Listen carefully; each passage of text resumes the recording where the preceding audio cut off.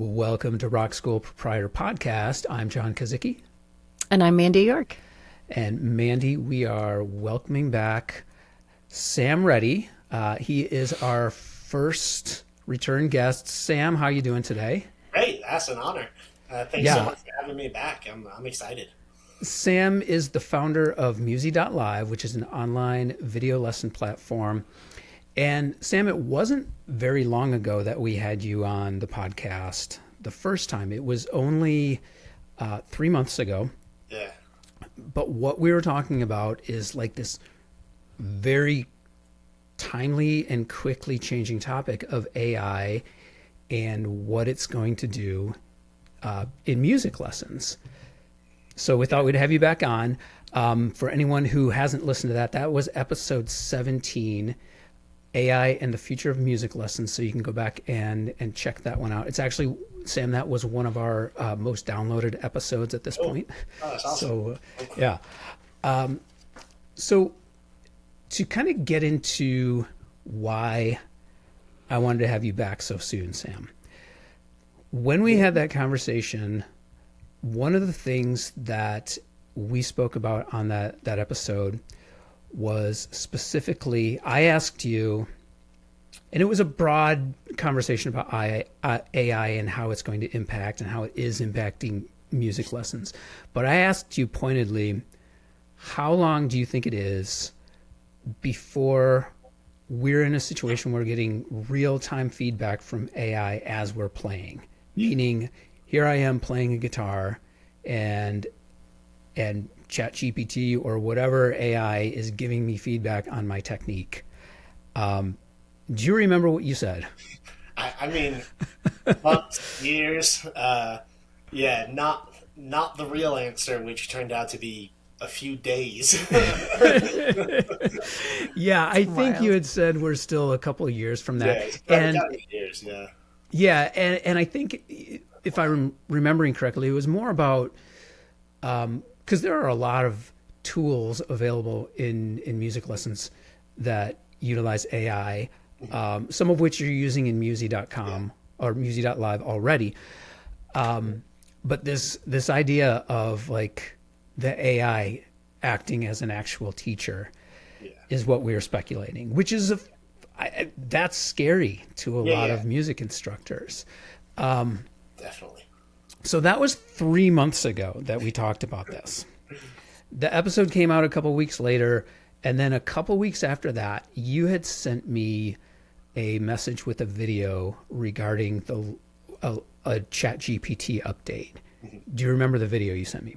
Yeah. This is basically they gave ChatGPT eyes through the guise of a camera built into your phone or whatever device, but is, in that particular video, is being able to look at something and give instructions on how to use it. I think it was the coffee machine, and it was doing that. But then I sort of took that to another level and thought, okay, well, if it can see this coffee machine and give instructions on how to make pour over coffee in real time, can it look at someone playing an instrument and give instructions on that?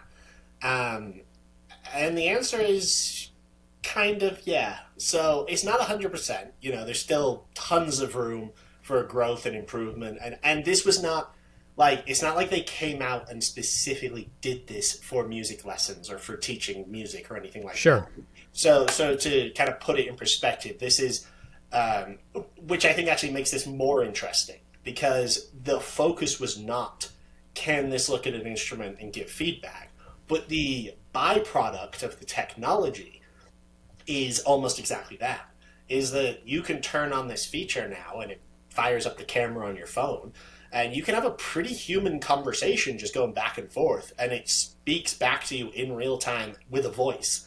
So instead of chatting back and forth, you're now talking back and forth.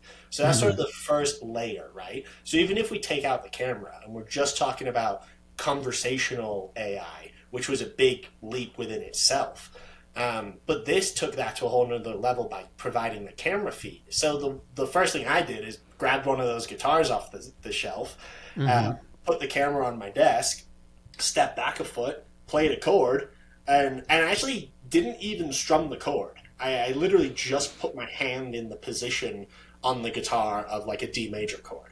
And I said, what chord am I playing right now? And Yeah. the AI thought for a second and said, looks like you're playing a D major chord. And then it actually followed up with a couple of like, remember, if you're playing a D major chord, you can either wrap your thumb over the top or put your thumb on the back of the guitar to, to keep your wrist a little further out. Wow. And it started actually going into detail about how to execute that chord. And it sort of talked about like which strings you want to strum versus which ones you might not want to strum in the chord.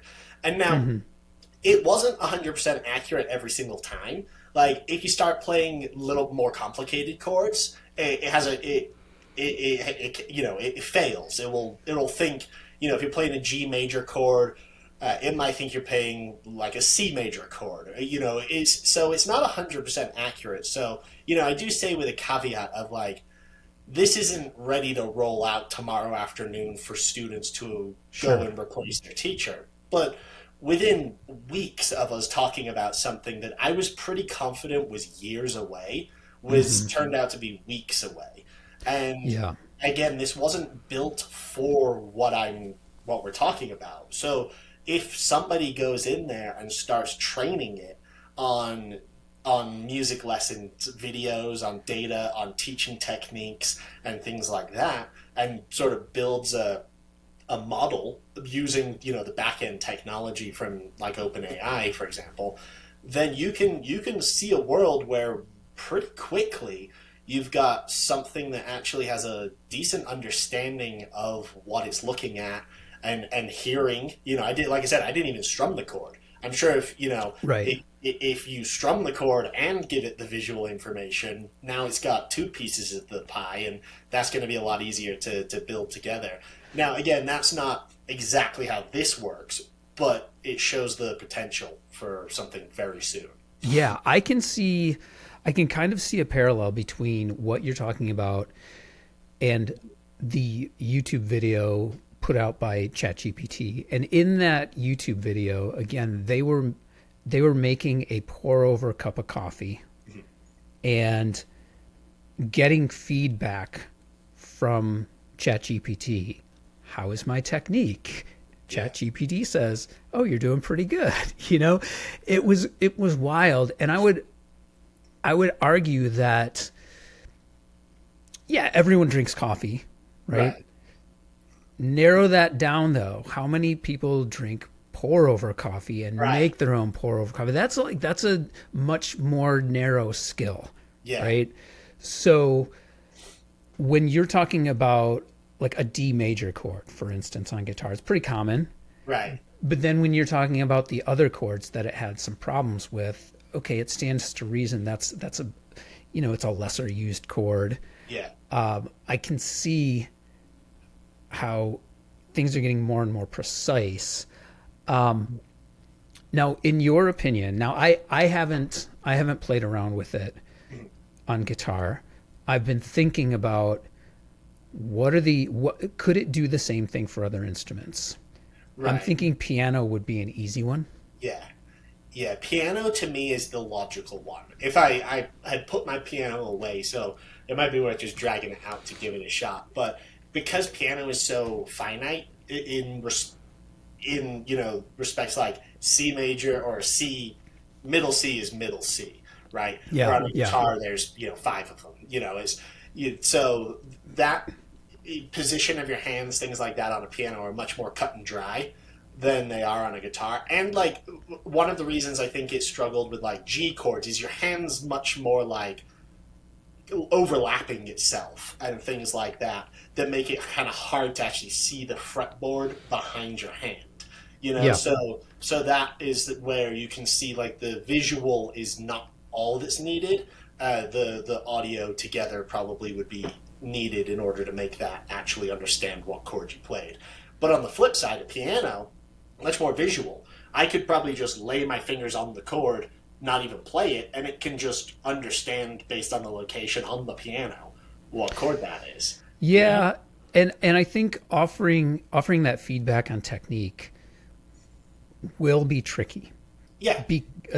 For many instruments. I mean, I'm thinking specifically of piano. Yeah, you can get an overhead view, Right. and you can see fingers in the right position and on the right keys to recommend changes in technique. You might need a different view. You Yeah. might need like a side view to see how are the wrists. Yeah. How do the wrists look? Are they sitting up correctly? Is your body Yeah, posture right? Like, is your yeah, yeah? There's exactly. So that's why, like I say, this is the infancy of this technology. But as we kind of said, the fact that it came out so quickly after we were speculating it would take so long was kind of fascinating. But you're right. I mean, you. But on the flip side, I can imagine a world where I've got a phone over here and a phone over there, and they're both streaming, the videos, and then I've got it hooked up to one system. I mean, even in music lessons, people use two or three cameras to like for drum teachers, they'll have one on their sure, foot, one over the hi-hat, one behind their head, one over the ride cymbal. Like, if you provided all of that and had all yes, that information, then, and again, this system does not exist yet. We're talking a hypothetical at this point. right. Like, nobody's built a platform where you can plug all the cameras in, get it to render them together, and that's a lot of work. So this is why I try to caveat with all these sort of new things with the concept is available, the application isn't. So Sure. And you know, I think we are still kind of in that Wild West phase yeah, with this technology where definitely. everyone's trying to figure out, those who have the resources and are bold enough to figure out how to leverage it, like yourself, right? Like in Musi, Yeah, are all sort of scrambling to see who's going to be first. yeah, And then, because whoever's yeah, first is going to have the advantage. yep, So I think we have to assume, like, yeah, someone's probably trying to make this stuff happen. yeah. I don't see why not. Yeah, yeah. Now, do you think, now, again, we speculated on, like, is it going to replace music instructors? Right. And I think our general consensus was, well, maybe not. Yeah. However, it'll change. Hmm. Like, maybe it'll eliminate a couple of music instructors, right? Who Yeah. are like diehards and just not willing to update their technology. It still seems more like a tool to me. Yes. Yeah. Now, the way I really see this actually being fundamentally game changing and allowing the progression of music to actually like drive forward at a pretty incredible rate is in more of a practice setting. Is you still want a teacher.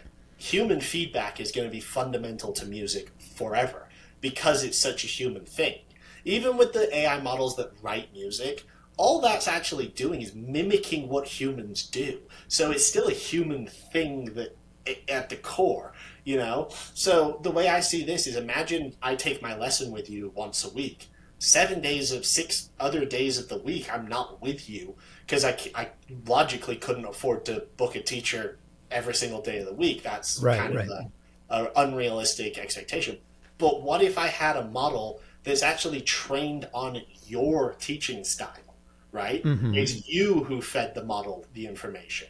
And so now when I'm at home practicing, I can call up AI John to check in on my practicing with me. So I have, your feedback really in these situations where I couldn't really realistically get your feedback. So, Yeah, you yeah, know, and I can see that being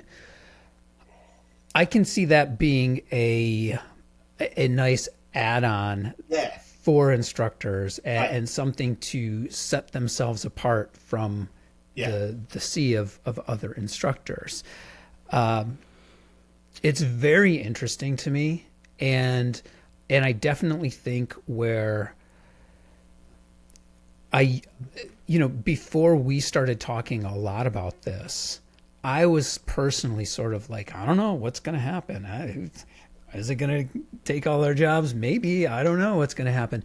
But the more that I talk about it, the more I think about it, the more I play around with AI platforms, the more I am starting to get comfortable with the idea of how I can use it yeah, to improve what I do,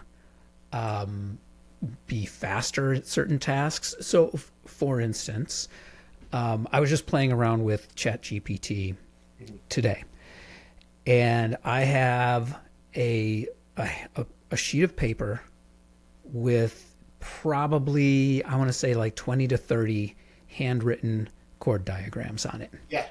A full sheet of paper.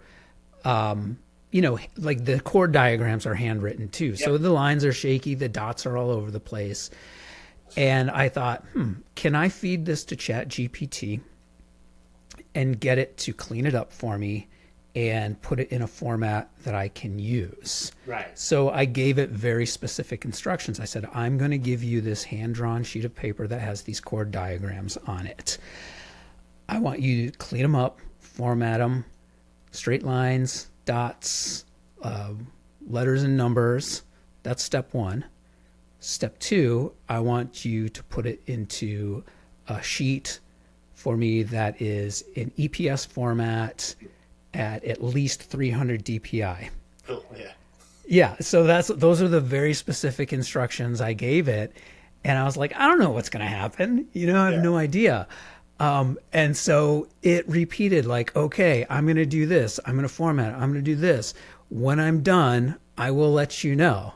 Right. Okay. So it had been about 10 minutes and I'm like, I still don't have anything. And so I asked, any estimate on when this will be done? It tells me about 6 to 8 hours.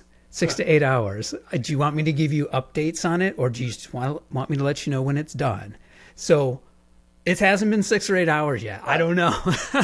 I'm like, I'm dying to see what happens though, Yeah. I mean, that's exactly how I see the use case for AI being the realistic, like almost perfect parallel to that is the way that we use it in Musi right now. And I was actually just speaking at a class at Berkeley a few hours ago about exactly this. And it's interesting kind of hearing the younger kids' sort of thoughts, all the new, fresh out of college, going to be teachers soon, and how they all see it. And when I was going through all the features of Musi and everything, what we do when we hit the AI part, you could see kind of a visual like, oh, that's interesting. and the idea behind our AI, which I probably explained before, but just for anyone new listening, is you turn on a recorder. It listens to everything you say while you're teaching your lesson. It transcribes that into a text document. And then it takes that text document and it renders it into a practice routine or an assignment or lesson notes or whatever you choose. There's about a dozen different choices. But the thing that's interesting about it is it writes more detailed instructions than a teacher would ever have time to write in a lesson itself. So the benefits are the student has higher quality instructions than they would normally get. The teacher didn't have to spend any of the lesson time writing those instructions. The teacher can edit them if they feel necessary, but probably don't need to. The AI will write things and mention things that you might have actually forgotten to say as a teacher. Like in the example I used for the college kids, I just did a really quick, hey, I want you to practice these chords, scales, and blah, blah, blah. And the AI actually wrote in the bottom, it says, tip and trick. And then, semicolon said, I suggest you use a metronome when you're practicing these scales to keep yourself in time. And don't forget to warm up your hands by stretching before you actually start playing today. And I never said anything about a metronome. I never said anything about warming up. But the AI model that we've got is learning more. It's built and designed to be a teaching assistant, and it's getting better and better at that as it goes and as the models, improve. So it's sort of like you've got this really detailed description that your student can take home, and it took you no time out of the lesson. So now you're spending 30 minutes of the 30-minute lesson teaching instead of 5 minutes or 10 minutes writing notes. Because you know how it goes. Hey, practice that 5 times, and then you're writing something down as the student loops through the thing a couple times to give you a minute to write. It's like that's how all my guitar lessons went when I was a kid. And this alleviates that and not only provides a higher quality output, but also saves time and provides all these other opportunities as a teacher. So now I'm not spending time after my lessons writing notes for students that I didn't get to during class. Yeah. So like you're saying with this example is like, you could go and learn how to use Photoshop and go and learn how to render guitar diagrams yourself. But that's a skill set that you've got to acquire over time and practice. And you're a busy human being who does not have the time to go and learn how to become a graphic designer. Right. It's like, if you can offload something like that to the AI, that's a perfect example of when you should be offloading to the AI and not learning that skill yourself, because you've got a million other things that you need to be doing that are much more important and integral to your actual business and job and personal life and things like that. So, right. If you can make yourself more functional without needing to dedicate too much time to learning how to do all of these other skills, I think that's great, because it opens up time to go and learn the other set of skills that you actually do want to focus on and do want to do. So that's how I see the tool. So I want to do what I want to do now, because we've talked extensively about AI and like what it can do in music lessons in episode 17. What I want to do now is I want to give recommendations for music instructors and maybe studio owners. And I want to do this in two different ways. So number one, I know, Mandy, you do not use AI currently, correct? No. And in your classes, music together classes with like the toddlers and the parents, it doesn't make sense, right? Not always, right? We know that that's like not what that's about. But is there anything on the business side of your studio where you feel like, oh, this task, if only I had someone that could do it for me, or like take it off my plate? Is there, and so what I hope we can do here is, if you have that task, maybe Sam has a recommendation, maybe I have a recommendation, and that'll spark some ideas. Yes. That's cool. So any task that you can think of? Yeah, and we do use Chat GPT a little bit, my admin and I, Okay. Not extensively, but writing emails, coming up with copy for marketing things, stuff like that. I've used Chat GPT for AI. That's it so far. I have just been in a stunned silence for this chat right now. I mean, coming away from our last conversation with you, Sam, it was really great. And I had this kind of calming sense of, yeah, AI, this is great. It's a tool, right? That's what I took away from our conversation. AI is a tool. And then the development since then, had me like twitching a little bit, like, wow, okay. Yeah. But hearing your description of how it is, again, just a tool. It learns the instructor and is a practice tool throughout the week when you're not in a lesson. My stance on all of this has been humans are essential for learning music and making music, always. But as we get deeper into this, how long until that practice John is just as good as John? Mm-hmm. And I'm with you. Like, I've never heard any like computer AI generated music that I enjoy. Music has breath. Music has life. AI does not have either of those things. But can't the AI just listen to, all of the top recordings of the Goldberg variations and then give me a really beautiful rendition of the Goldberg variations? I'm just a little freaked out right now, you guys. Just a little bit. Don't worry, Mandy. I know, and you told me not to, but okay. So, sorry. Go ahead. That's where my headspace is right now. I'm hearing you, and I'm with you. Music is human, and these AI. This is a tool. Just curious about what our next conversation is going to be in 2 weeks or 2 years. Right. That's all I'm saying. Okay. So I have two thoughts and two recommendations. I'm sorry I derailed you, John. No, that's okay. Number one, and this would be a recommendation for instructors, and like some of the ways that I've been experimenting with AI, to with varying degrees of success. I have a background in writing, so when I ask it to write something, I've never been happy with it. But one thing that I tend to do is I handwrite things. When I'm like planning out my day, I write things down. I'm like a pencil and paper kind of person. And I've been using ChatGPT to transcribe my handwriting. Yeah. So I'll take a picture of it and it gives me that, like a document of my handwriting, which has been really cool for me personally because again, I like to write things down, pen and paper. If I then need to type it out, well, obviously then it's a whole process. Yeah. So that's one way I've been using it. That's been really helpful. My other recommendation, and like I've not used this, but I think Sam, what you're doing with Musi.live and those lesson notes, that is a game changer, right? To have a tool that can sit in, quote unquote, on the lesson and take notes for you and the students.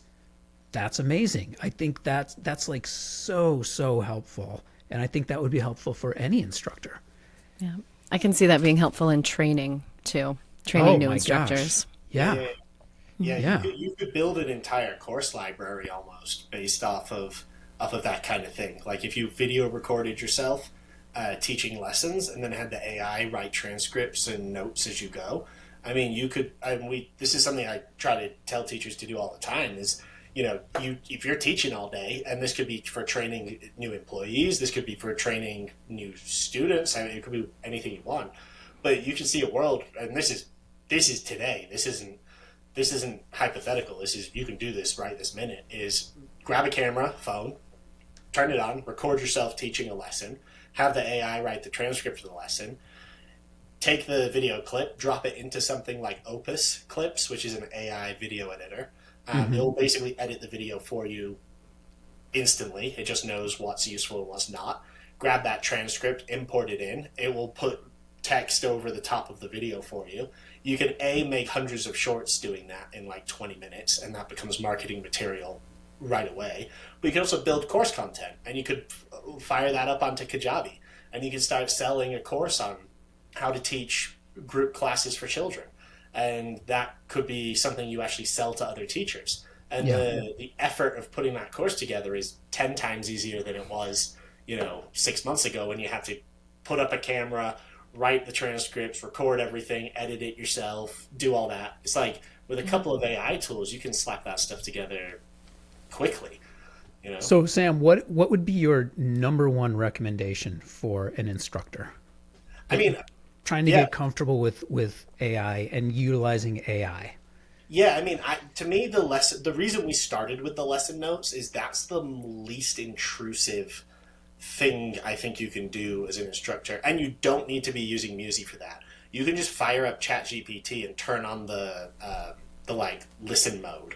Okay. Just hit the little microphone button and then just talk, and it will just transcribe what you talk, and then just ask ChatGPT, hey, can you turn these into lesson notes or practice routines or something for you?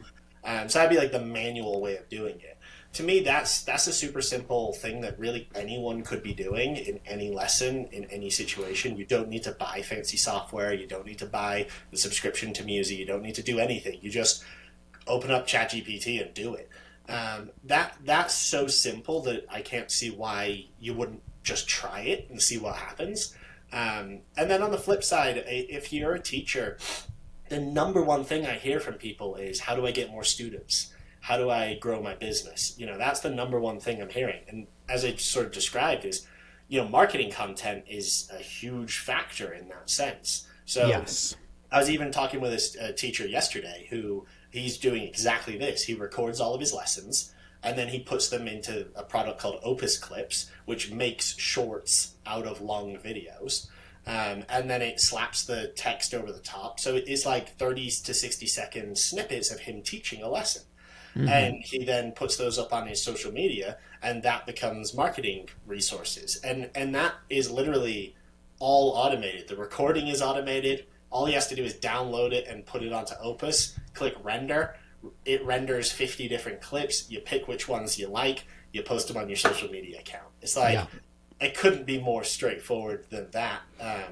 And, you know, being a good teacher or enhancing what we already can do as teachers, I think is crucial. And then, of course, making more money, getting more students is obviously the lifeblood of the actual teaching side. So, Right. you know, I always kind of look at both of those as really two sides of the same coin. Yeah. Yeah. Okay, so this is going to be my number one recommendation for any music instructor, any studio owner. And this is kind of a overarching strategy that I think we all should be employing at this point. And this is going to be my drive it home point for the podcast. And this one's for you, Mandy. We need to focus more on those aspects of music lessons and what music does for the human experience, right? We need to change. If our messaging is about our instructors' degrees and things like that, if our messaging is about what you're going to learn in your lessons, start changing now. Start talking about social skills.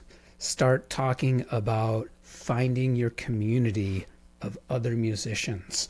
Start talking about all of these other things that we know music lessons do for us that will never be replaced by AI and can't be replicated.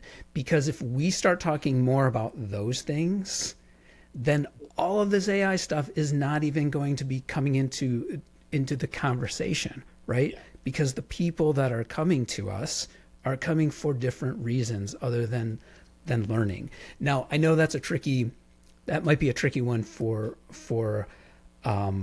Sam, you teach a lot of online lessons, right? So that might be tricky for those online instructors.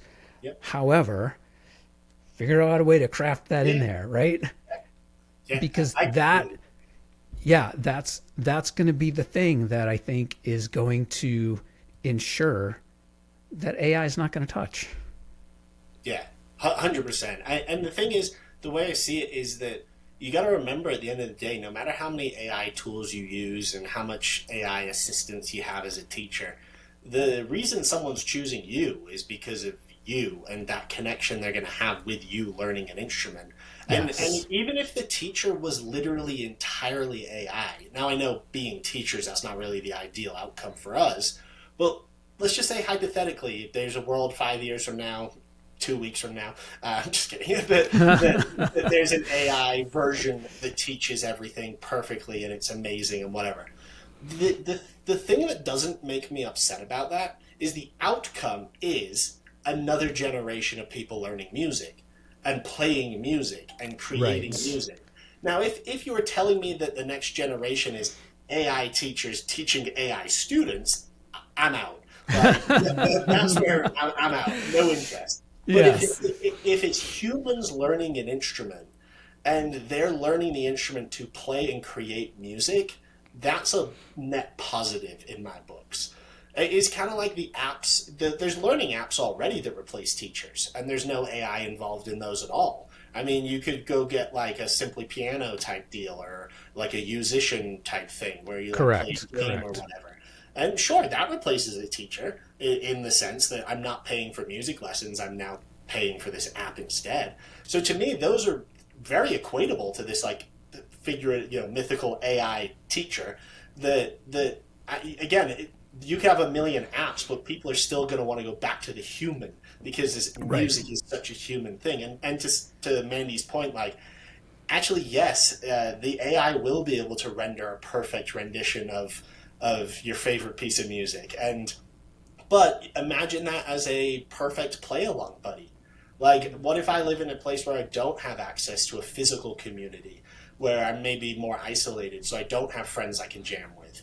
it would be amazing if I could jam with an artificial band, so I at least get the experience of kind of playing with musicians in that sense, quote unquote. So yeah, it's positives are what I see coming down. Yeah, I agree with you. If the AI instruction is leading to more accessibility, Right. that's not a bad thing. Right. And in fact, it can lead to more human interaction. For sure. If you fall in love with, Yeah. playing an instrument, then you're going to seek out the other people in your community Absolutely. that do, or you're going to want to take the next step and say, okay, I want to learn with a real instructor now. Yeah. So it could lead people to you also. Yeah. Exactly. It could lead and it should lead. Yeah. And that's kind of my point. That's why we as studio owners and instructors should be talking about that outcome. We should be talking about, this is what you can do with music. You can connect with people. You can play music with people. You can play music for people, right? That's that, again, that human experience that can't be replaced. Completely agree. All right. A big sigh of Okay. relief. Yep, that Yes. feels better. Big sigh of relief. Well, yeah, Sam, again, thank you so much. I'm sure we're going to be talking again soon Yeah, because this is like an ever-changing. It changes so quickly. So, Sam Reti, Musi.live, thank you. Mandy, thanks. We'll see everyone next time. Yeah, thanks, guys. Thank you.